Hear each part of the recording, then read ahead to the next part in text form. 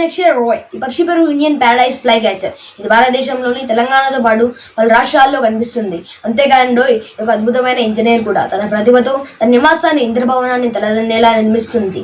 తన నివాసాన్ని నిర్మించేందుకు ఉపయోగించే సామాగ్రి గురించి తెలుసుకుంటే మీరు ఆశ్చర్యపోవాల్సిందే.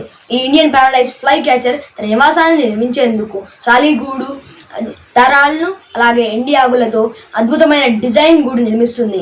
తన గూడు నిర్మాణ శైలిని మగ పక్షి పర్యవేక్షిస్తుంటే ఆడపక్షి నిర్మిస్తుందని వైల్డ్ లైఫ్ ఫోటోగ్రాఫర్ కృష్ణ తెలిపారు.